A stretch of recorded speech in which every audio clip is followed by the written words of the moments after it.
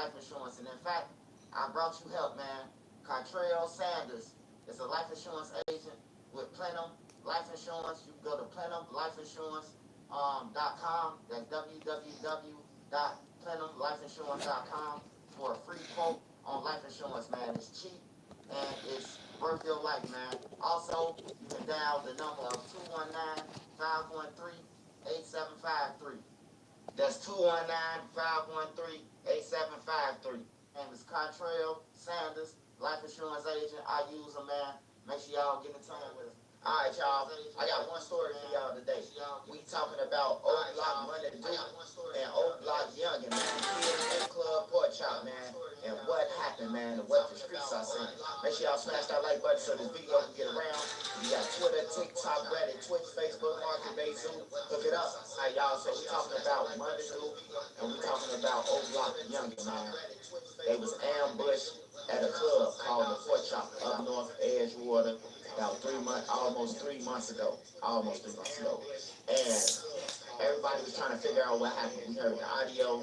We know they got ambushed. We was trying to figure out, like, was it somebody in the club? Did somebody recognize them and then make the phone call and all that? Some of it was right, what people been saying on the internet, but a lot of it was wrong. You know, now, Money Duke had took some marijuana, pounds, from the wrong person. He took drugs from the wrong person. And they asked him multiple times, like different people, you know, who respect Old Block and things like that. They asked Money Duke to turn over the shit, and Money Duke told them he ain't turning over nothing, like King Kong. So after that, they let him know that, you know, we'll see you in traffic. You can't hide behind those gates forever. And when he came out those gates to go and pardon, he ended up getting killed. Now Youngin got killed because he was right there with Duke and Smooth. He got shot too, but he's still alive. That's Duke's cousin. Man, it's safe to say, man, to stay away from people who you think that's your homies, man. Like, this 2025, bro, to go in a box because you thinking that somebody love you and your homie, and you don't know when you being used or not, it's crazy, man. You just gotta go reevaluate this whole situation, man. But Money Duke, he took drugs from a person, a heavy, man. And the heavy reached out and tried to get the shit back. And Money Duke wouldn't give it back, man. So that's what happened to him, man. So all the blocks that's going at your ops, hey, you know when it's an inside job, bro. The ops ain't even trolling Money Duke, bro. None of the ops really trolling Duke. Like, the ops are troll, but then they'll get off of it, bro. Because they really ain't do it. So they can't cap a lot about it. Because when it come out, if they ain't do it, motherfuckers gonna be saying you capping. So they got they little roll off, Money Duke, wherever we smoking on them and all that shit. You know, that's how you can tell, man.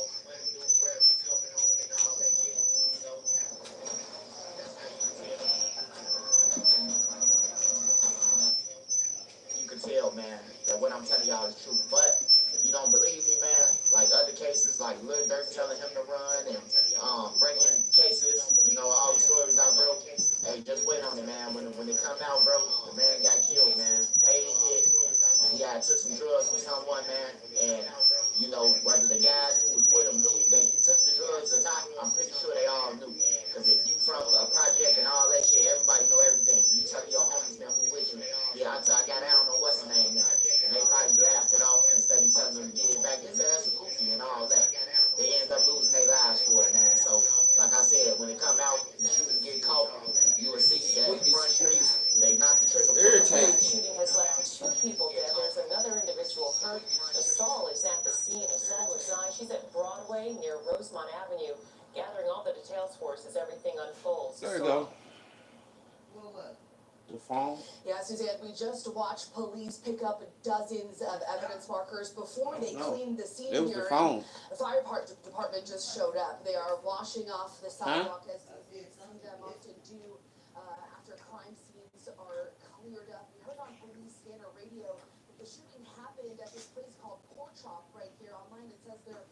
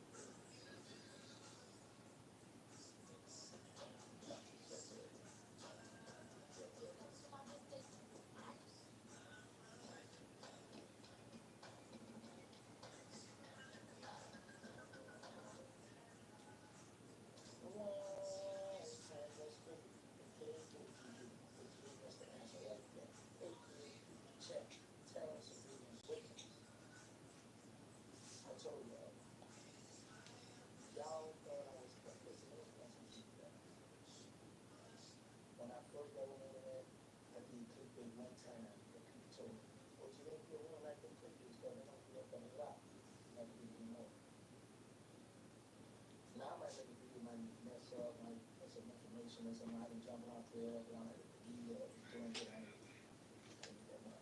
But I would like to let these people know why what's making the title line like how people's minds tell them sugar rather on church, you know, these people think, oh well, yeah, and then do the shoes and they say, like, get us to God. So that being said, you know, I got a lot of these stuff like that. I told y'all I said church was an alcohol with murder on the University of Stanford Alabama. I told you guys that. This is a cash money channel, first and foremost. So I'm gonna get the low some kind of way. And I'm gonna bring it to you guys. Now you got people who gonna kind of fabricate stories, who gonna do whatever we do. But I'm gonna let y'all know firsthand this is a cash money channel. And I'm gonna get the low first. I'm sometimes second, you know what I'm saying? But anyway, I'm gonna have some accurate low when it comes to that cash money business. That's just what it is. CMR, baby. Yeah. Listen, I can't speak on rich thing. That's after me. When it comes to cash money, you need, that's me, baby. I'm in the building with that. Very high double bar. Say, listen, y'all try to talk to one. Yeah, man, I know they hate that, but they hate that. They have to be on baby and stuff. They just wop, and some few, give me a few dollars there, and go interview the biggest person on YouTube, get them run that money up. Yeah, man, that money be money in it, man. But anyways, they say Turkey out on jumping so far, a few people hit me up, so what I'm gonna do is I'm gonna go to this app. Somebody send me a link in my DM how to get to the app or send me the app however that goes. Cause I need to get the album. I'm gonna give y'all a full review. I ain't gonna hate it. I'm gonna keep it 1,000. Be jamming. I never wanted the first song, but I like that song. Sound like that old Cash Money song sound. But like y'all my word. Somebody send me his app link or whatever. And I'm gonna listen. I'm gonna listen from beginning to end, take my time. I'm gonna come back with it and let y'all know if you beat Jizzle out, I feel, or you know, if he's lacking in this or that. We're gonna get the bottom of this here, man. It's a lot of cash money business, man. But anyway,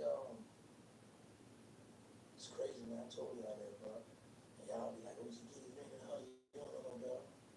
Yeah, all right. Anyway, shout out to my boy Joey, man, over there with BG. That's my partner there, man. Shout out to Joey, man. I appreciate you, Joey. Real talk, real rap. What's up, Tracy? Man, you ain't keeping in a long time, girl. Anyway, Jules, stop putting my name too, bro. I just thought about that, bro. You around here trying to change the history, bro. I just told y'all you can't erase history, bro. You trying to put that clown name on my name, bro. You got, man. You gotta make some video about you too. I'm getting tired of playing with y'all now, bro. Straight up, getting fed up with this stuff, man. You know what? I said, nah, I'm gonna show the cat, but y'all been playing that with me. Anyway, man, y'all watch this stuff, don't watch other stuff. I forgot I did. He said, shout out to Rap Cap Podcast. Man, you people there, I'm gonna shout out once I get all the that. So, that being said, man, y'all know my mind. Let's say no drugs, stop the violence, put the gun down. Make sure y'all take care of y'all baby, y'all need know y'all status. Let the non-profit, they need us. That's what y'all look.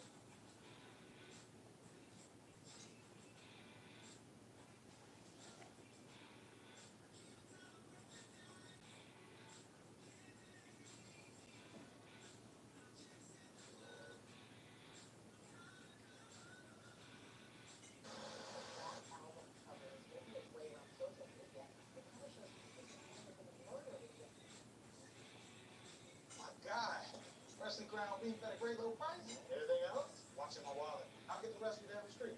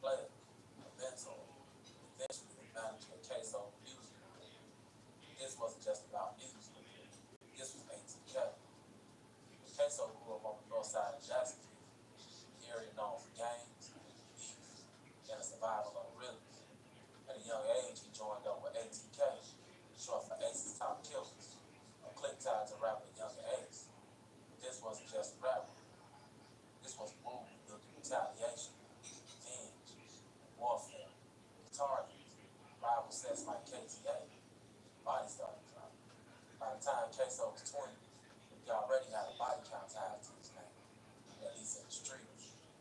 His music videos started gaining traction, not just for the sound, but for the disrespect. Queso was mocking Diddy, celebrating murder, and listed names in his raps and lined up with real killers in Duval County. But the track that made everything blow up was Who I Smoke. The Lil Young Ace's track, Queso's Street Club gave it fire. When you mention Big, Take It, Lil Bug, and Zion Brown, you're not just talking about rap, you're talking about Big. In March of 2019, Adrian Gainer, better known as Big, was gunned down outside of a Jacksonville apartment complex. Big was 16 for the prostitute. Big was targeted by ATK and his KTL affiliation. Witnesses say two masked gunmen chased him down. One of them alleged the case, though.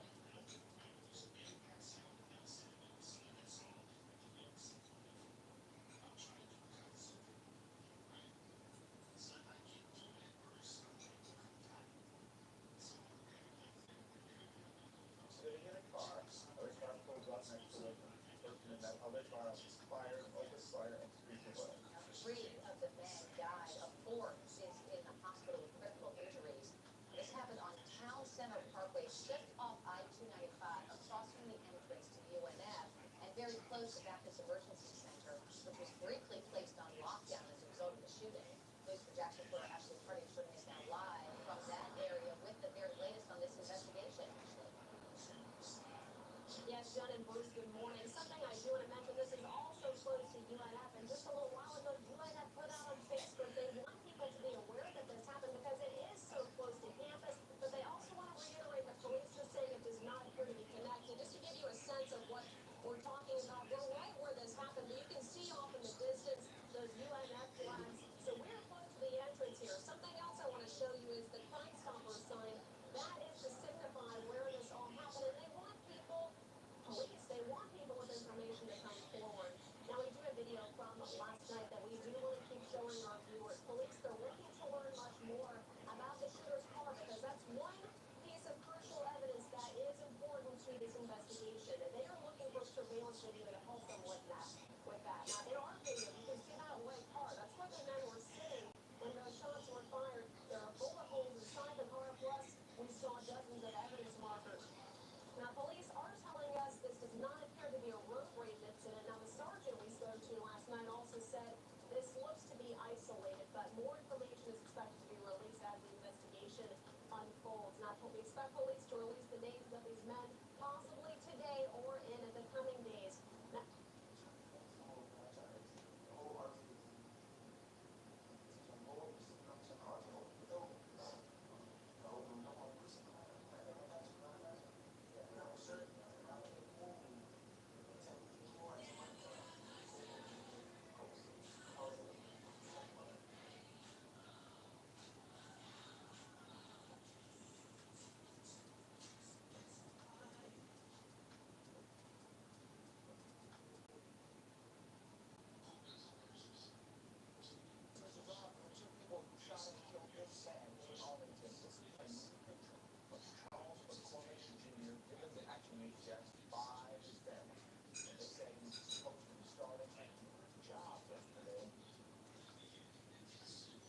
Hi, George Weber.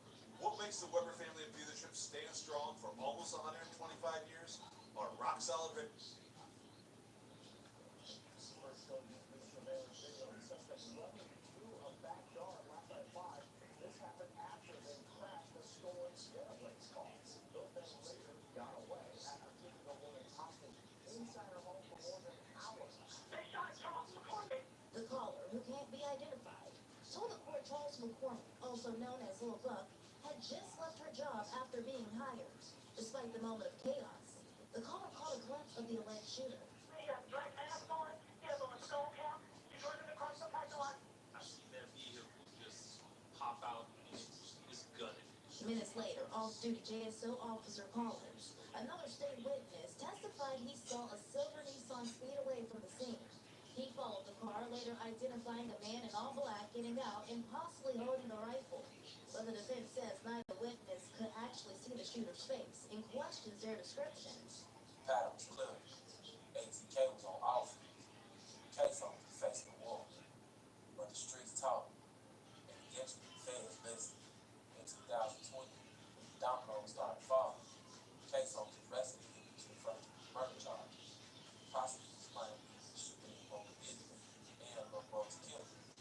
And what shocked the world wasn't the charges, it was the betrayal that followed. His own father, Abdul Robinson, man who raised him, protected him, and managed his career to flip. He agreed to testify against his own son. Abdul Robinson Sr. was facing his own charges, including possessing with murder. And in a desperate move to save himself, he made a deal. He told prosecutors that he testified that his son was in need to shoot, not just hearsay, straight up. I saw what my son did. Did you see how the shooter ran? How the shooter moved? Did you also see the firearms?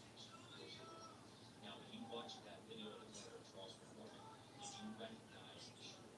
Who was the shooter in that video? You're saying and obviously he's your son, so you're very familiar with him. You're familiar with his height and his build. You're familiar with how he walks and runs. You see him move in music videos. Did he have dreads back in 2020, January 2020? Have you ever seen him wear hoodies? Is that common for everybody? Have you ever seen him? In street terms, that's the ultimate betrayal. To snitch is one thing, but to tell on your own blood, that broke code.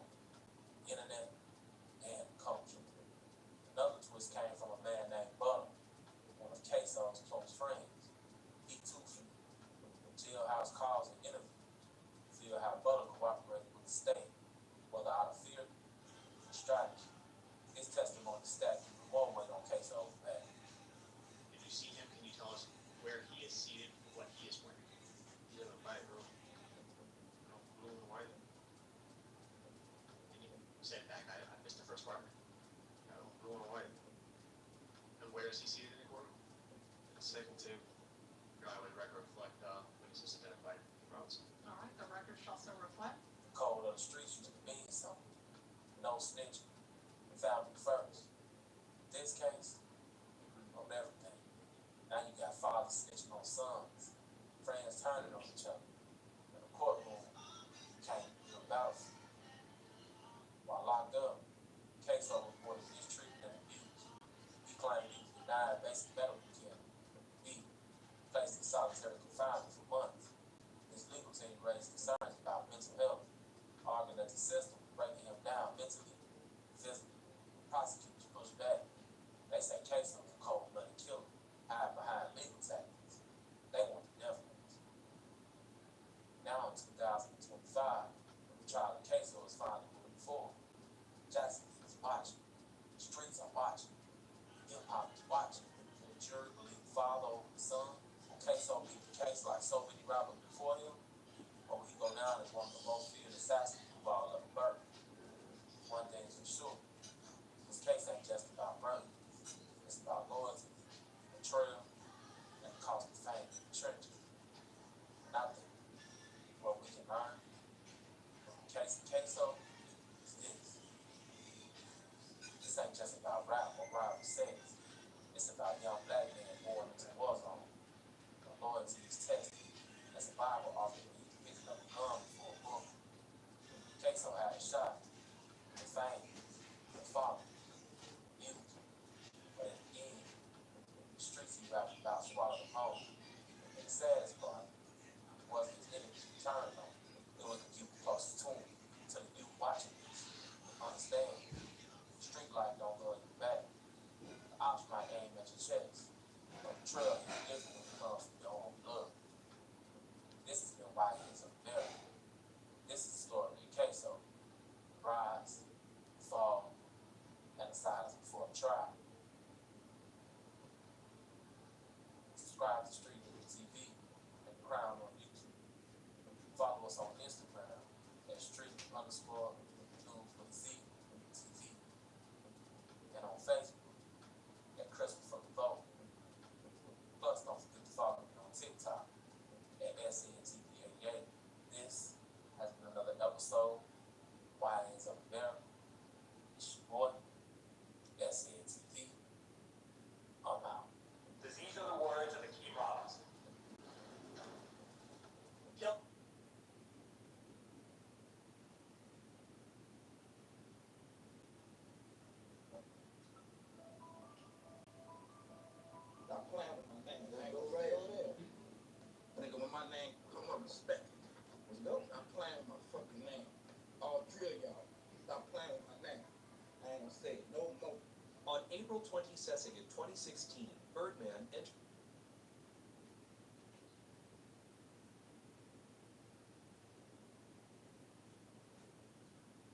Travis Giles and 18-year-old Tyrone Wilson are both charged with possession with intent to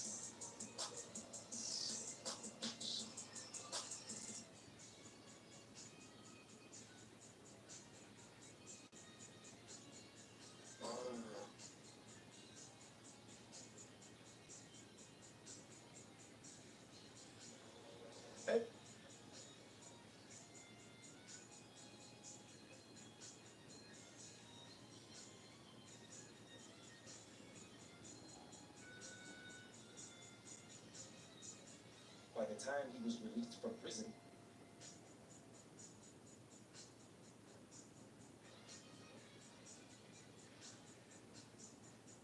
I charge me 2-3 songs a day, man.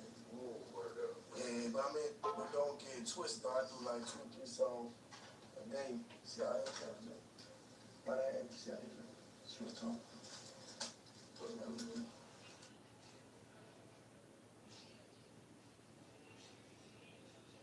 Nobody wins when the family. I'm never gonna address nothing. Y'all believe what y'all want to believe. That's a hefty ticket, right? I'm never gonna address nothing. Y'all believe what y'all want to believe. That's a hefty ticket right there. I'm really the type that can take 2 years off. Because this is really my lifestyle. It's official.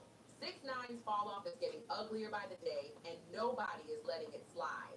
His enemies are having a field day, especially Chief Keef, who's out here clowning him like it's 2018 all over again. Got one house right here, 2 houses right here, 3 houses right here, 4 houses right here, 5 houses right here, maybe 2 houses right there. You feel me? If you've been paying attention, you've probably noticed something strange. The once ice-heavy rapper has been looking real bare lately. No flashy chains, no stacked watches, nothing.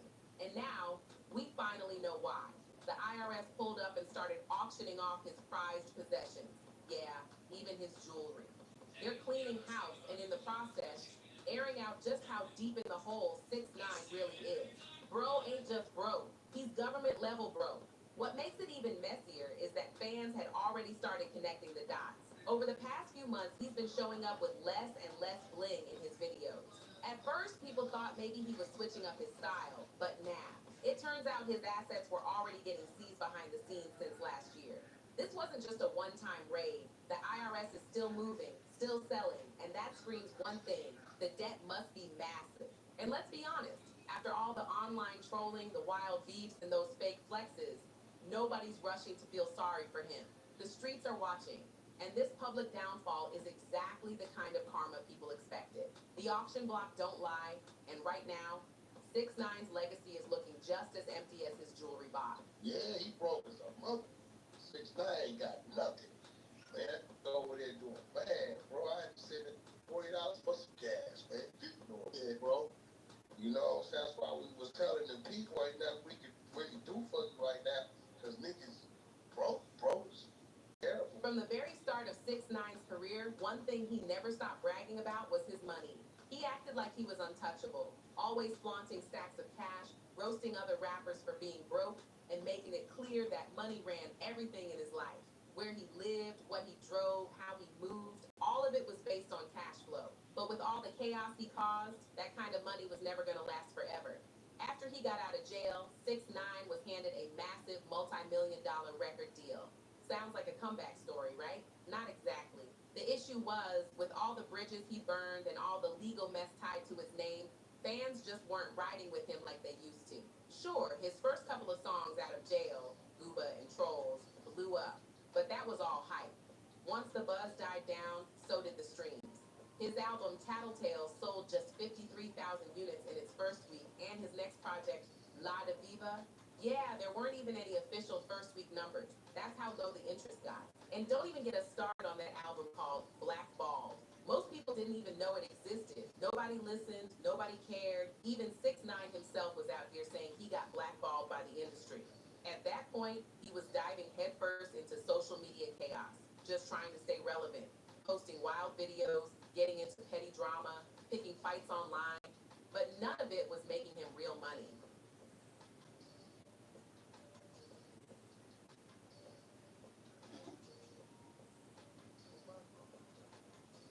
And here's the kicker.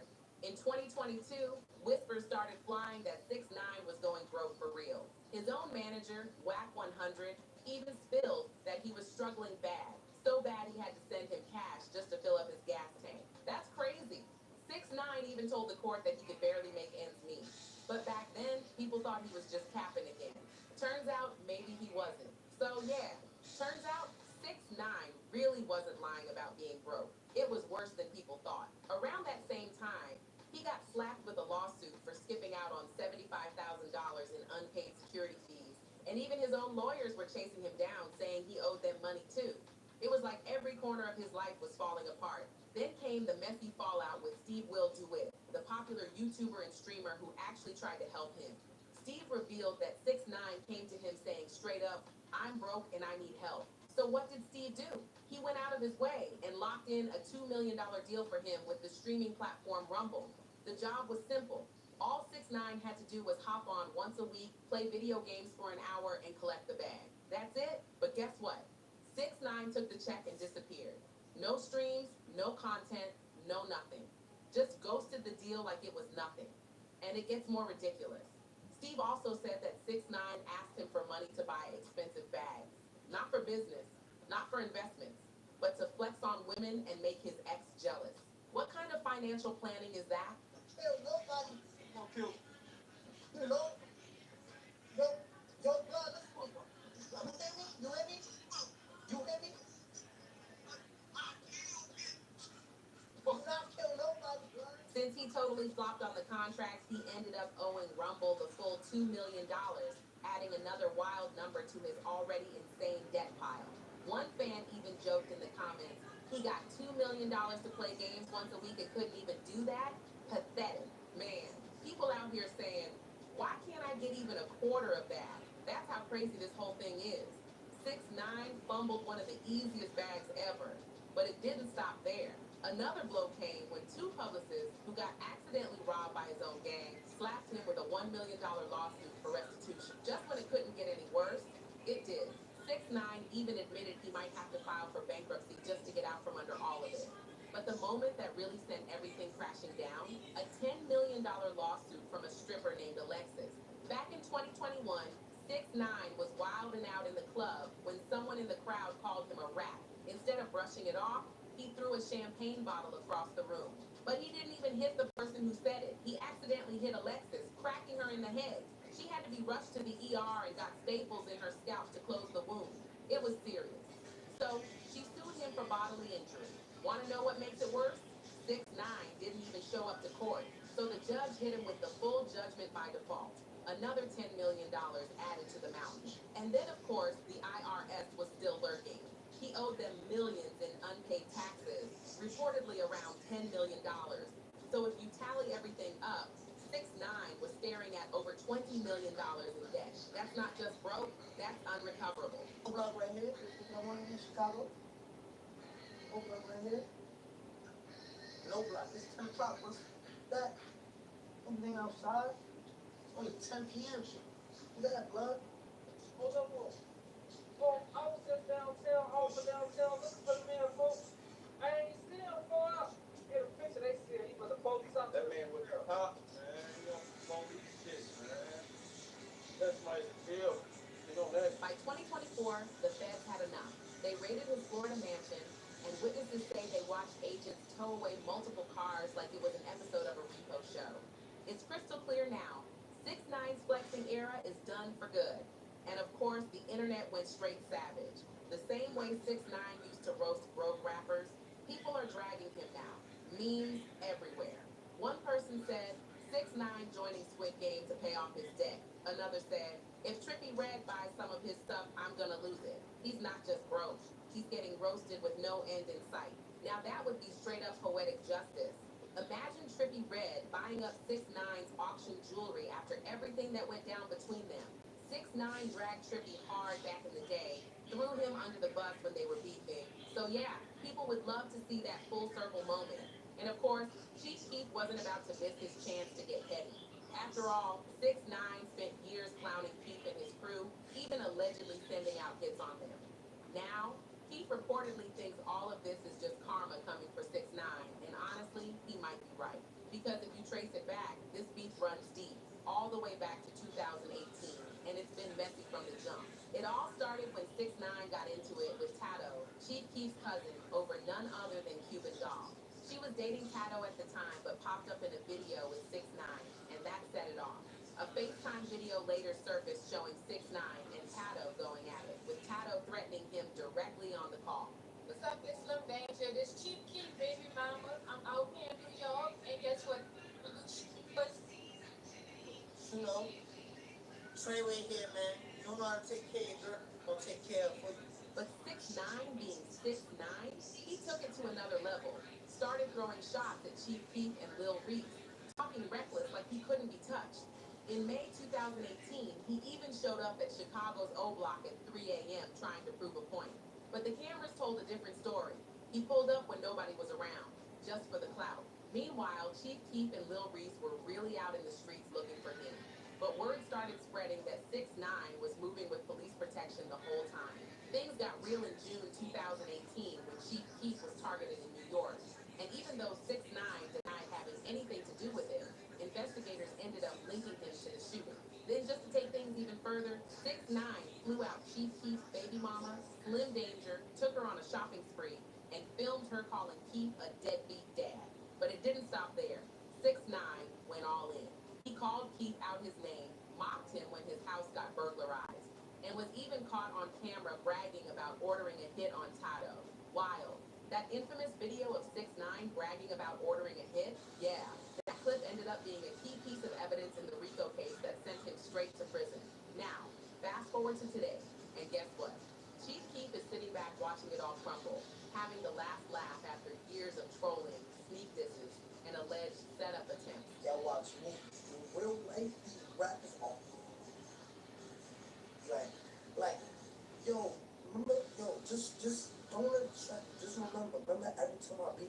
right? And how did 6ix9ine react now that his enemies are getting their revenge? He hopped on IG Live and completely crashed out. Instead of owning up or answering real questions, he started deflecting like crazy. He even dissed his own fans, calling them broke for paying rent. Like, come on, at least they got a roof over their heads.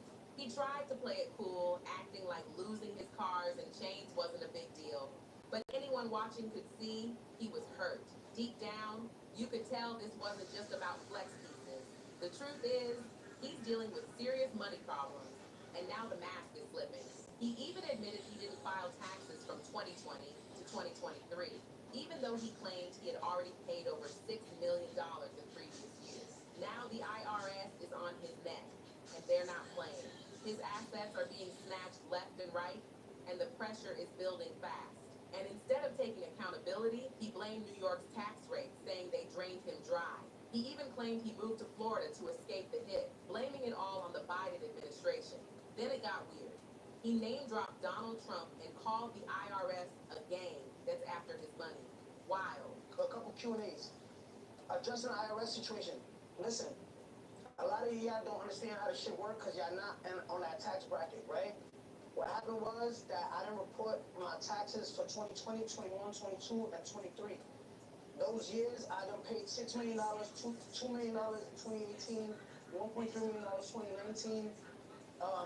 For the year 2020, I'm at $1.8 million. Over $6 million went to the IRS. Like I said, when you make over a certain amount of money, I think they tax you in the state of New York 54%. Biden was trying to raise it to 62%. I quote my president, Donald Trump, these people belong at the border. They just a big gang that comes after your income and everything. So listen, this is not no Airbnb. But no matter how loud he talks or who he name drops, it doesn't change the facts. His debt is real, his case is still open, and the government is literally auctioning off his possessions. And if he's not broke like he keeps saying, then why are the feds selling his jewelry like it's a garage sale? Something's not adding up. People are tearing 6ix9ine apart in the comments, and instead of falling back, he just keeps making it worse. One user said, "You don't need to be a tax expert or rich to see he blew his bag, and now it's biting him back in the most embarrassing way possible. And just when you thought it couldn't go any lower, it does. Just last month, 6ix9ine turned around and tried to sue LA Fitness for $1 million. Yeah, you heard that right. A gym. It's one thing to be broke, but when you're chasing lawsuits against a fitness center just to stay afloat, that's next level desperation. It's clear at this point. Dude's scrambling for any kind of check he can find. Let's continue. That's crazy. That's crazy. Let's be real. This lawsuit probably ain't going nowhere, but it speaks volumes. This is someone who used to flex million-dollar watches, and now he's out here trying to fumble a gym bag through the court system. You can't make this up.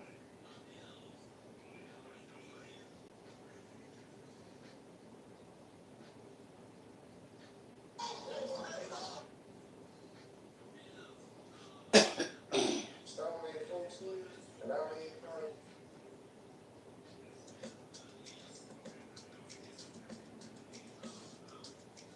Thank you for menopause. Starman 14, and I made probably like about 7 stones.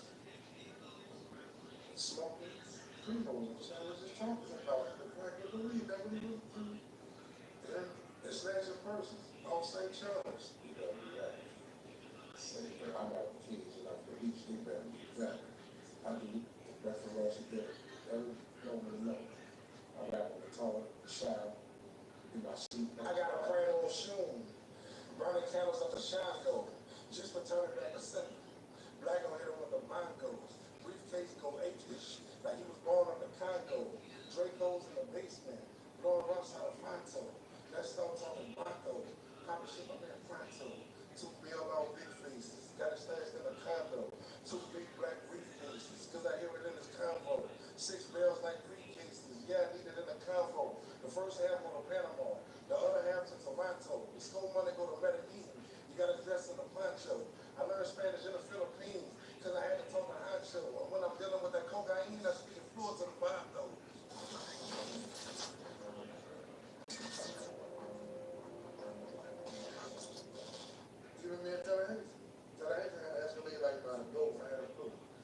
tell him to wake up on Sunday. Sometimes you ever go run and drive, you know, while the back of the shop crowd, you know, we just hit the straight spot back to back and just, no, you know what I'm saying? Bro, I mean, that's just something. I got something like this. I had an interview on that, last interview was back. And then you tell me everything came up. They mentioned that somehow they painted a picture that tell me the monster was really bad. I mean, he actually picked out some shit happened. Facts, in fact, man, like, laid back, you know what I'm saying? Like, you know, a wild child, we call it a wild child, you know what I'm saying? Because, you know, like, tell that come on the street, on the motorbike, you know, CBR, on the handball with it, you know what I'm saying? When you get fuck yourself up, you staple, you stitch it, and then you come back up the street, put the staples in his bag, and so on the handball again, you know, like, man, that's wild, man, wow, wow. But then you go put that up and come back on the hall or something, you know, and I'd be like, well, you know, that's wild. You know, and then tell him to lay it back, and again, he was just lay it back. You know what I'm saying? He was out of the way, you know what I'm saying? And it's just, when blood is blood, when blood is blood, it's like stuff in it. You know what I'm saying? You know, like, it's just a different life from it. You know what I'm saying? And that's kind of like what it was. Like, you know what I'm saying? So the person they explained to me, the news telling it, and all these news about it, it's like telling it, he's not that person. The picture, even that picture they have on there, looking like a monster. No, man, like, conditions and circumstances turn you into a certain way, man. It's not like, I don't see people waking up, you know what I'm saying, every day, you know what I'm saying, trying to go slide. That ain't the character of a boss. A boss trying to wake up the next morning and see how he gonna make his next bill without. Did you say, because I don't know why, I tell you kind of remind me of something. Of course. Yeah, of course. Yeah, like, I will tell you, the elite, bro, don't have no power with each other. You feel me? It's the hating middlemen that really ain't eat though, really feel like they ain't eat though, feeling like they ain't, like, oh, their name ain't ringing as much as the elite.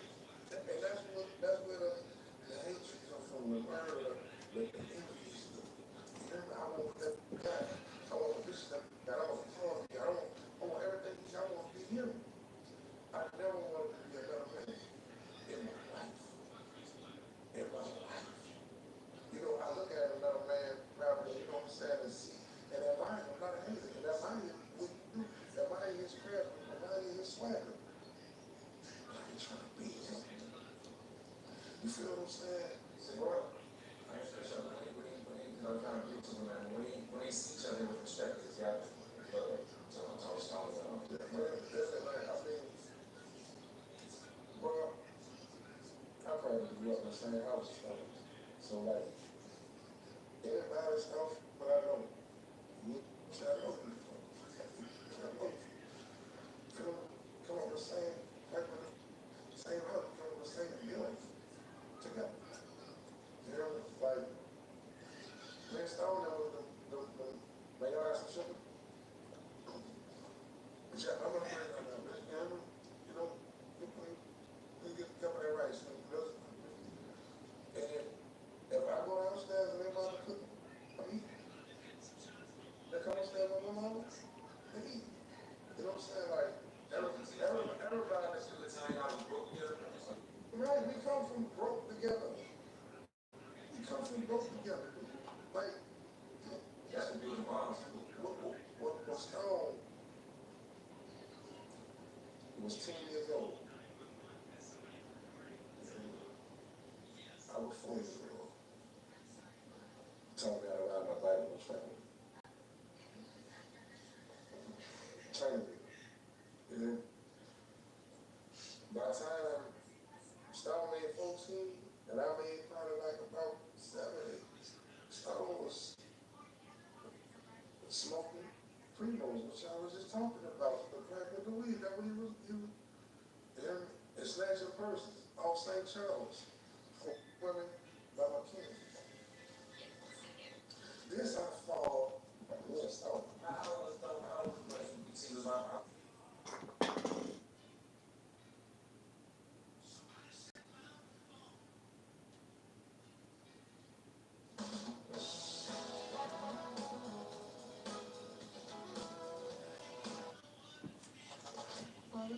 from my town disappeared into the dark. And do you know why? I'm gonna tell you now.